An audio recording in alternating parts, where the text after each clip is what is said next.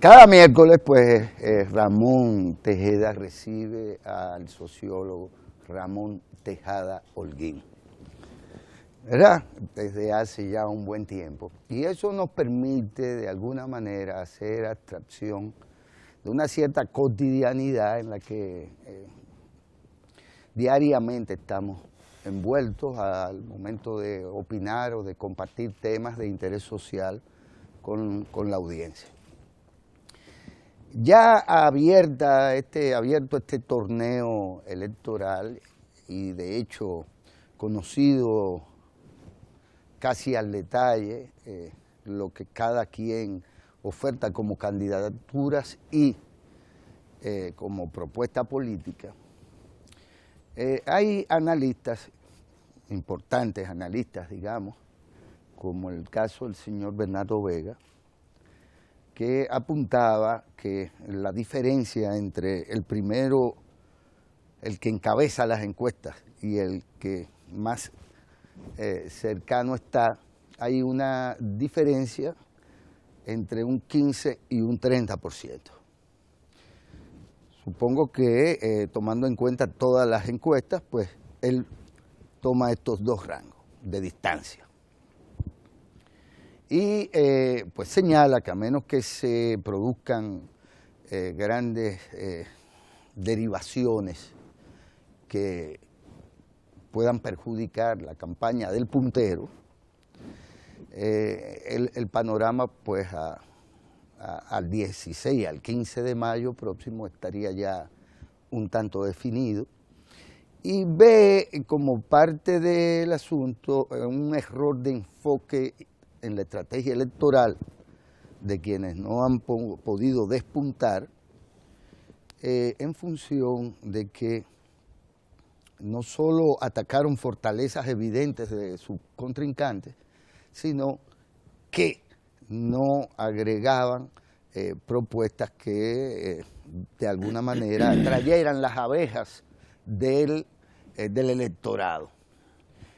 No obstante, uno, Ramón, tiene la sensación de que, al igual que en otros torneos electorales, se recurre a tácticas que atraviesan, por ejemplo, por estar detrás ciertas fuerzas políticas de huelgas, paros, protestas, que de repente parecen carecer de toda lógica, en el buen sentido de la palabra, porque que Waldo Ariel pretenda que el gobierno saque de una bolsa 100.000 millones de pesos para buscar el 5% para la salud, más allá de todo lo que se ha invertido en materia de salud, pues es una cosa que aparenta descabellada, pero que se corresponde con el esquema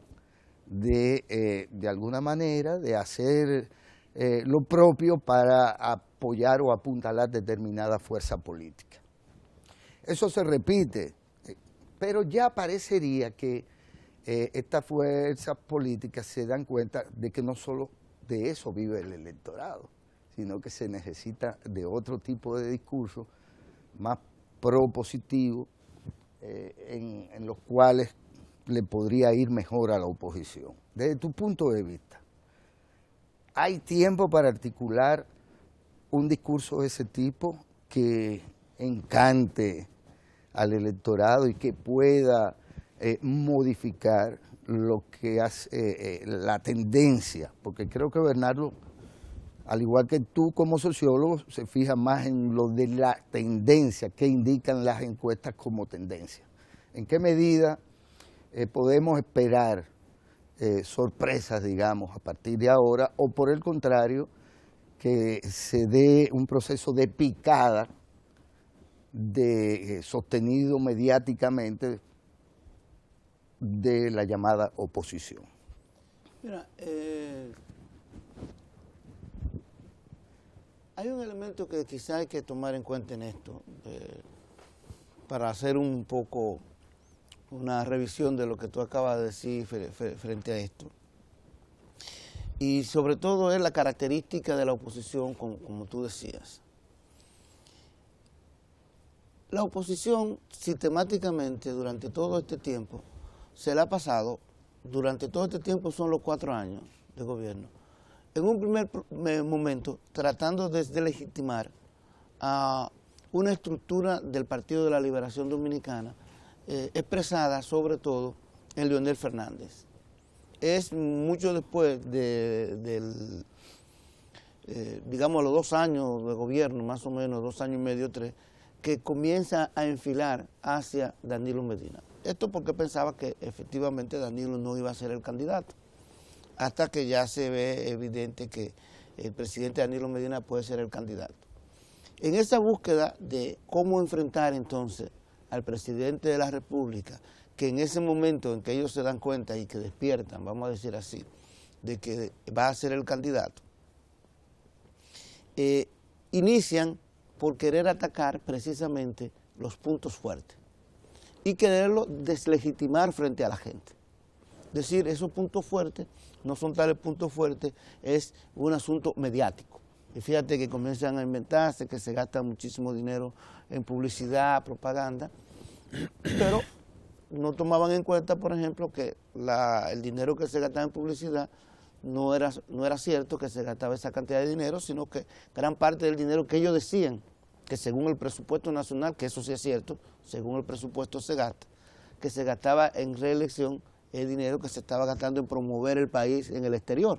Y obviamente en la clasificación presupuestaria, ese dinero tiene que aparecer como gasto en publicidad, porque claro, es eso lo que se está haciendo, aunque publicidad para atraer el ministerio, que tiene el Ministerio de Turismo para atraer turistas. Sin contar la publicidad que tenía educación para el tema de las campañas de educación sobre determinadas enfermedades, sobre todo con esto de el Aedes aegypti, que transmite 3 enfermedades, y así por el estilo. ¿Qué fue lo que le pasó a la oposición en este caso? Por ejemplo, una parte de la oposición comenzó a decir que las visitas sorpresa era un proyecto reeleccionista. Un tipo de políticas públicas celebrada en Italia por la FAO, recomendada como una práctica a imitar por los presidentes de América Latina, como una práctica que promueve, porque fue la FAO, un organismo que trabaja con agricultura y con alimentación, porque promueve la reducción del hambre, entre otras cosas, entonces la atacan directamente. ¿Qué fue lo que se olvidaron? De que efectivamente, y ahí fue donde se demostró, cuando después abandonaron ya y dejaron de atacarla, que estas visitas sorpresa estaban teniendo resultados tangibles, estaban estimulando la asociación, el cooperativismo, realizando préstamos, estaban inclusive promoviendo la independencia de la gente del Estado, porque lo que hacía era que desarrollaran sus propias capacidades. Entonces, enfilan los cañones hacia la educación. Toda la crítica a esto de la revolución educativa no es verdad, porque la revolución educativa de que se habla, según esta gente, se han limitado a construir viviendas, a construir aulas, pero resulta que casi 900.000 personas, niños y niñas y adolescentes, están en la jornada extendida. ¿Qué impacto pueden tener esas 900.000 niños, niñas y adolescentes en jornada extendida en su familia? ¿Qué impacto tiene? En cuanto a ahorro de dinero, en cuanto a que están recibiendo educación, en cuanto a que están los muchachos en la escuela y los están viendo. Nada más hay que pensar eso.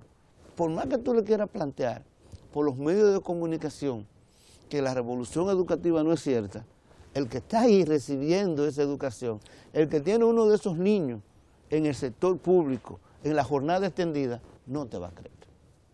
Y además, en ese caso de la educación, ¿qué se vio?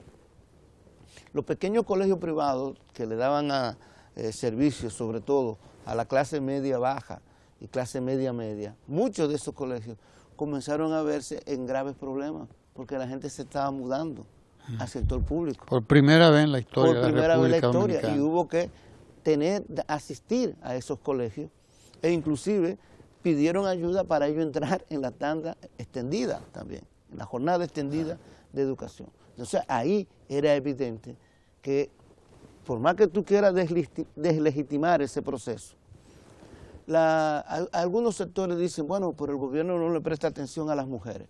Las encuestas dicen, cuando ustedes ven las encuestas, que más del 60% de las mujeres dice que su intención de voto es por el presidente Danilo Medina. Dice, bueno, pero ¿por qué las mujeres, si no hay ningún beneficio, más del 60% dicen que van a votar por el presidente Danilo Medina? Eso es muy sencillo. Una de las mejores beneficiarias de la jornada extendida son las mujeres, porque eran las que tenían que quedarse en la casa, ahora están más independientes, que pueden inclusive desarrollar sus capacidades, yendo a trabajar, estudiando si es necesario, liberándose de tener que estar en la casa, cuidando a los niños y las niñas, y poder hacer otras actividades. Además del dinero que ahorran, que es muy sensible para las mujeres el tema del ahorro familiar. Pero no solamente la jornada extendida les beneficia. Banca Solidaria, más del 60%, 70% de lo que presta Banca Solidaria se le presta a mujeres, con un fondo especializado para madres solteras. Esos son beneficios tangibles, que la gente lo está viendo y que la mujer lo está viendo. Las mismas visitas sorpresa, una de las grandes beneficiadas han sido las mujeres, en varias cooperativas, y que se han incluido más mujeres. Entonces, esos son resultados tangibles. La reducción de la pobreza que ha combatido la oposición, y dice, ¿y dónde están? Porque no, que los pobres, y se hacen ironía y hacen memes por las redes sociales con esto de los pobres. Pero, ¿tú crees que esas personas, más de 700.000, que han salido de la pobreza, le van a hacer caso a alguien que te está diciendo no salirte de la pobreza? Yo sé que el que no ha salido de la pobreza le puede prestar atención. Pero si el que no ha salido de la pobreza, además, está viendo la mejoría en su entorno, ¿le va a prestar atención a eso? Y eso lo dicen las encuestas. Esperanza de que le llegue a él. Exactamente. Entonces, ahí es donde ha estado el error de la oposición. ¿Qué ha pasado con esto? Que ha querido aplicar un manual que existe en este mundo de las encuestas, que es el siguiente. Si tú no puedes hacer que las personas confíen en ti, creen en ti porque tú no tienes propuesta, porque tú no has logrado encantar a la gente, moléstala e incomódala, provoca que la gente se ponga y se enfurezca frente al gobierno, que algo te pega. Es decir, ya el problema no es yo hacer una propuesta para la candidatura, muchas de las candidaturas de oposición, sobre todo para el PRM, para decirlo con claridad, no es hacer una propuesta, no es crearle esperanza a la gente, como lo hace el presidente, como lo hizo en ese discurso del 27 de febrero, que termina diciendo tenemos que construir el sueño dominicano. No, no es eso, es vamos a enfurecer a la gente para que con la cuerda que coja esa gente, pues se enfrente al gobierno, sobre todo por una vocación que hay natural en el ser humano a resistirse a los procesos de institucionalización, por el espíritu libre que todo tiene. Entonces vamos a incomodarla para que enfrente esto, que algo se nos pega. Esa ha sido la estrategia. Pero ¿qué es lo que está ocurriendo? Como bien canta Bernardo Vega, la estrategia no ha sido efectiva. No ha sido efectiva porque lo que han querido crear una situación mediática en base a las percepciones han sido ellos. Y han obviado una realidad tangible, efectiva, real, la efectividad de las políticas públicas. ¿Tú te imaginas que yo le diga a la gente, miren, ese asunto del 4% que hace ese señor presidente es reelección? Eso es pura reelección. Desde el principio él dio el 4% porque quería la reelección. Y que le diga, mire, usted ve ese asunto de la visita sorpresa y que usted lo siente cercano y que el presidente se siente en una silla de guano o en una silla plástica y habla de tú a tú con el cosa.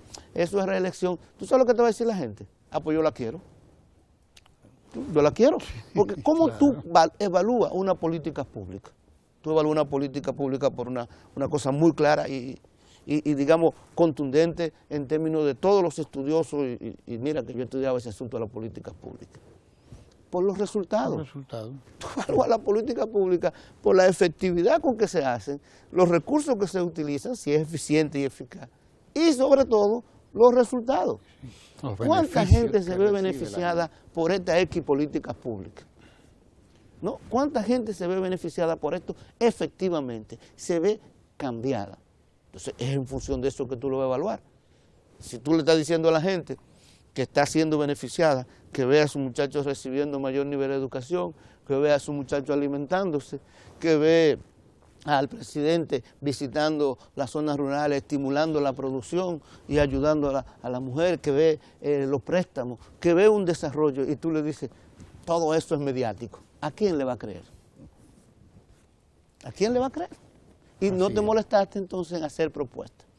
Lo que no saben es que con esta actitud demuestran que desconocen el Estado, demuestran no tener la capacidad real y efectiva de administrar el Estado. Porque si tú no eres capaz de decirle a la gente, mire, en este sitio, en estas cosas se están haciendo bien, pero falta esto y esto, o hay deficiencia. Nosotros vivimos en una sociedad que tiene 100 años de deuda social con la República Dominicana, que no se pueden solucionar ni en 4, ni en 8, ni en 12, ni en 16, sino que tú tienes que decir cómo va esta política a mejorar, a ir cambiando esta situación. Marcha en buen riel, marcha hacia el lugar correcto. Esa es la pregunta que se hace a la gente. Y si la respuesta es sí, y todas las encuestas dicen que la respuesta mayoritaria es sí, inclusive la última de las publicadas con cierto prestigio por los medios de comunicación, que es la Greenberg, dice que el 66% de los propios PRM creen que el país marcha por buen camino. Y el 56% valora como muy bueno o bueno el gobierno de Danilo Medina. Por primera vez probablemente en la historia de la República Dominicana ocurre un fenómeno como ese. Por primera vez no recuerdo que no había ocurrido algo parecido. Ningún presidente a 4 años, casi terminando su mandato, mantenía un nivel de aceptación por encima del 80%. Es más, por encima del 50%. Como mucho, 55, 60 tal vez. Pero ninguno lo mantuvo como lo mantiene este presidente y como se ve en la Greenberg. La última Greenberg fue por encima del 80%, que dijo que las personas valoraban como muy bueno o bueno. Entonces, en ese contexto es que precisamente, como la oposición, y ahora venimos a esto, ¿cuánto faltan para las elecciones? ¿Cuánto faltan? 7 semanas. 70 y pico de días. 70 y pico de días. 15 de mayo. ¿Tú sabes cuánto tiempo amerita tú construir una propuesta creíble? Y además de eso, todo el tiempo que amerita y que necesita que esa propuesta creíble tú la des a conocer. Son 6 o 7 meses. Sin contar que el portador de esa propuesta tiene que haber sido construido desde hace por lo menos un par de años, como con un liderazgo confiable, creíble.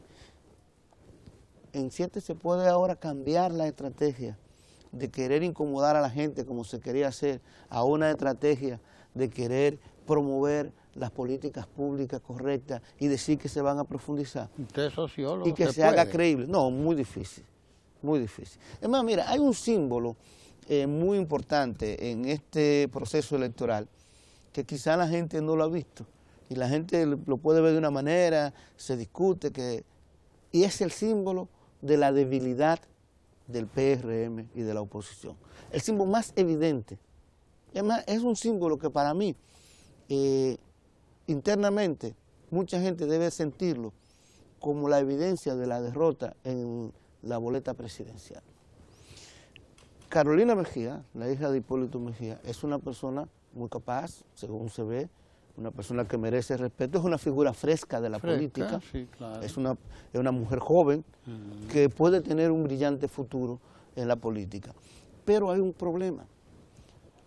Para tú elegir un vicepresidente, tú eliges un vicepresidente que tenga un perfil similar al presidente. Tú eliges un vicepresidente que por lo menos no te reste. Lo mejor sería que no te sume. Entonces, ¿qué ocurre con esto? Carolina Mejía, ¿qué le aporta a Abinader? A Hipólito Mejía y al grupo de Hipólito Mejía, pues lo tiene. Sí, claro. O sea, no, mejor dicho, se supone que lo tiene. Representa un grupo empresarial, representa un tipo de nueva propuesta. El sector femenino. Perfil femenino. pero el sector femenino habían otras mujeres de otros ámbitos que además del sector femenino le podían aportar un sector empresarial, etcétera. No le aporta nada por la sencilla razón, porque en realidad el objetivo último de elegir a Carolina Mejía es detener la sangría que había dentro del PRM. El grupo de la multitud, ¿cómo se llama? No es con la multitud, es un nombre parecido. La maquinaria que de Hipólito Mejía en Nueva York se pasó. Primero pidió que eliminaran a Abinader de candidato del PRM. Como se quedó Abinader, se pasó completo para el PRD. Tú lees la prensa o te pones a andar el país y vas a encontrar que gran parte del sector que estaba con Hipólito Mejía, el llamado PPH, ha estado regresando al PRD. Pues esto lo que quiere es simbolizar que hay unidad interna dentro del PRM, pero tú te imaginas que a 7 semanas un partido de esa naturaleza y de recién formación necesita un candidato vicepresidencial que funcione como una curita interna. Es un partido que tiene definitivamente serias dificultades. Es decir, por eso te digo, es el símbolo de la debilidad del PRM y de que no ha aprendido su estrategia política. Pero además, piénsalo, además para colmo, tienen tanto el mismo perfil que ambos son economistas y ambos carecen de una experiencia de Estado intensa, evidente. Sí, porque doña Milagro quizás le hubiera podido aportar ese background de Estado, a pesar de su larga edad. Pero ministra, presidenta de la República, catedrática de política, compañera histórica, no solo sobrina de don Juan, sino compañera histórica de Peña Gómez, de José Francisco. Le hubiera podido aportar cosas de la mística del PRD que ellos dicen reivindicar. Pero indudablemente le está aportando algo importante. Pero hay un dato que yo quiero. Porque si solamente le aporta el que se detenga la sangría, ya sí, es pero algo con un agravante, porque ahora viene el otro punto. ¿Por qué decía que el símbolo de la levedad? Con un agravante. Al mismo tiempo que después de detener la sangría, bajo el entendido de que el presidente Hipólito Mejía, el expresidente Hipólito Mejía, va a controlar más a sus seguidores o sus seguidores se van a sentir más identificados con la fórmula del PRM en este caso, plantea otro problema de gran envergadura para Abinader. Es también una forma de competir por el liderazgo del PRM de parte de Hipólito Mejía una vez pase el proceso electoral. Porque si hay algo que está haciendo también el grupo de Abinader, es como quien dice, ustedes han visto lo que pasa con un bucapié que usted tira en Navidad. Usted lo enciende y hace, usted puede guardar el bucapié, quemó toda su pólvora. Entonces, un político de la naturaleza de Abinader no puede quemar toda su pólvora en un proceso electoral de esta naturaleza. Debió preservarse también, debió construir como ser visto como un estadista para futuro. Carolina, en la fórmula, contribuye a delegitimizarlo, lo minimiza y lo minimiza tanto que en el momento de su proclamación, ella quien dijo que era su líder era su padre, recordémoslo. Sí. Pero además de eso, un candidato que se ha caracterizado por no tener propuesta, ella hizo propuesta. Sí. Ella fue a decir, mis propuestas son, ella no dijo, me asumo a las propuestas que tenemos, no, mis propuestas son esta y esta, y quiso darle contenido.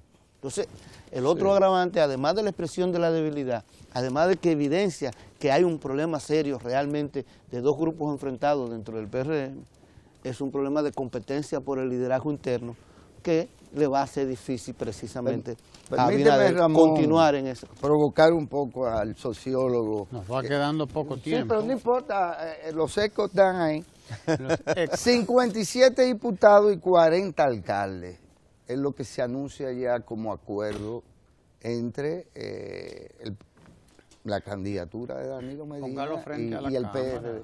Lo dice la prensa, esto queda recogido en la prensa. 57 diputados. Serán proclamados. Pero eso es una expresión de la nueva ingeniería o de la nueva arquitectura de las alianzas políticas o de la hegemonía política que va a resultar a partir del 15 de mayo.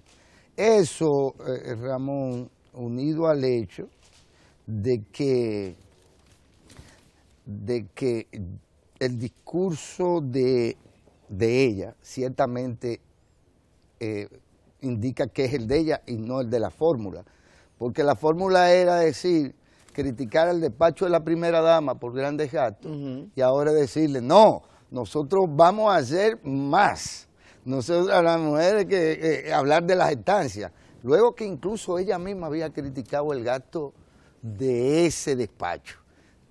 Ya ahora lo recogen y comienzan a ofertar más de lo mismo, diría yo en sus palabras. Porque cuando uno dice que no tienen propuesta, es que no tienen una propuesta estructurada, coherente, como un modelo, porque por ejemplo, de promesa no son propuestas. Para ponerte un caso, hace poco, en un encuentro en la Asociación de Constructores de Vivienda, no sé si lo recuerdan, en Santiago, Acoprovi, el candidato a presidente del PRM dijo que iba a construir 1 millón de viviendas. No sé si lo vieron.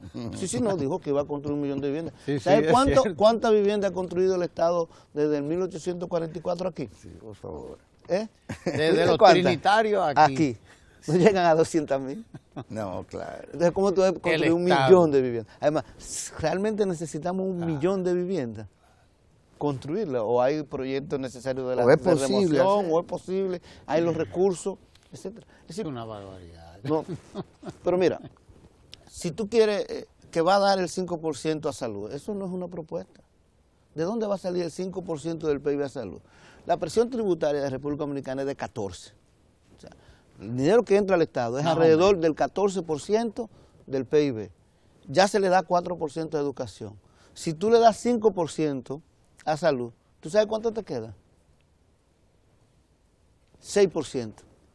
Para todo lo demás. Para todo lo demás.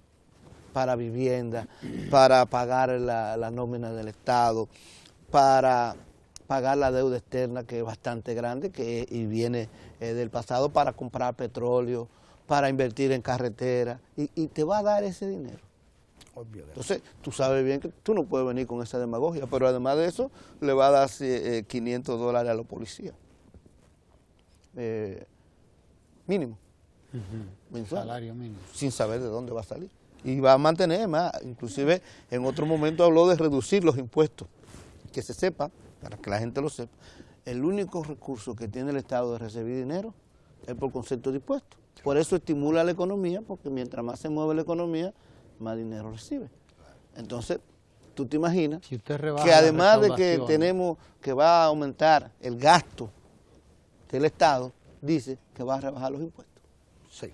Eso se llama estar inventando. ¿Por qué? ¿Por qué finalmente se va a producir el encuentro en el contexto de la Asociación de Industriales de el presidente de la República y el candidato opositor Luis Abinader? No tengo noticia de que se vaya a hacer. ¿Hay algún encuentro de ese tipo? Se ha anunciado en la prensa del día de hoy, aparece anunciado por los industriales. Ellos han dicho que van a hacer sí o no. No como debate, pero que van creo que el día 17 van a comparecer en un formato de una exposición de 25 minutos cada uno.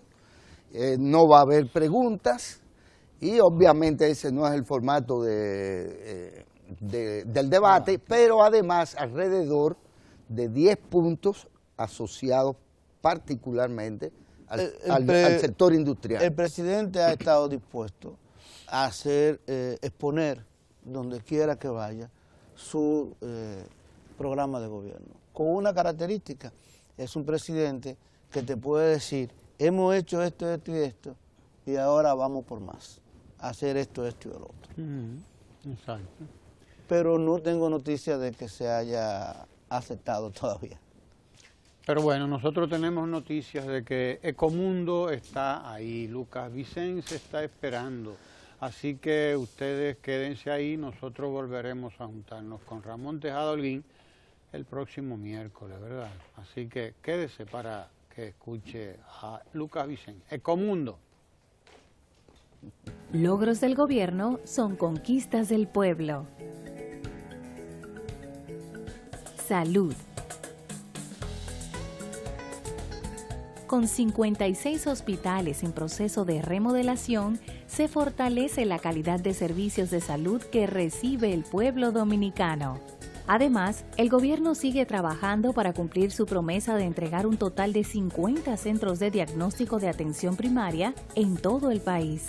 El CAID, que ya está funcionando en Santo Domingo Oeste desde el 2013, en Santiago desde el 2015 y próximamente en San Juan de la Maguana, en Santo Domingo Este y San Pedro de Macorís. El Seguro Nacional de Salud, SENASA, tiene afiliadas al 92% de la población empobrecida, equivalente a 3.2 millones de personas. En total, más de 6.300.000 personas incorporadas a la seguridad social. Iniciamos la afiliación para cubrir a más de 50.000 trabajadoras domésticas y sus dependientes en el seguro médico SENASA. Se incrementó la cobertura de medicamentos de 3.000 pesos a 8.000 pesos. De igual modo, se aumentó de $500,000 a $1,000,000 la cobertura de enfermedades catastróficas y se eliminó la cuota de recuperación en los hospitales. Promesecal ha permitido al Estado ahorrarse más de 1.200 millones de pesos en compras de medicamentos. En 2015 no se reportaron casos de sarampión, polio, difteria ni rubeola. Fueron desparasitados 1.432.000 niños. Los casos de tosferina disminuyeron en un 20% en 2015. Lo mismo ha ocurrido con el tétanos neonatal, con una reducción de un 10%. En el caso del sarampión, se logró una cobertura de un 95% en niños de 1 a 4 años. La vacuna del neumococo, que cuesta 3.000 pesos, ahora es totalmente gratis, gracias al gobierno. En el Servicio Nacional de Salud mejoró el trabajo sanitario en las áreas de emergencias, suministro de sangre, provisión de medicamentos, atención primaria, salud materno-infantil y programas de salud preventiva. En un momento que la niña estaba cojeando, me buscaron mi silla de ruedas y un camillero me hizo todo el seguimiento del lugar. Y veo que ya me voy y no me han hablado de dinero. Me siento muy, pero muy bien y sobre todo muy satisfecha.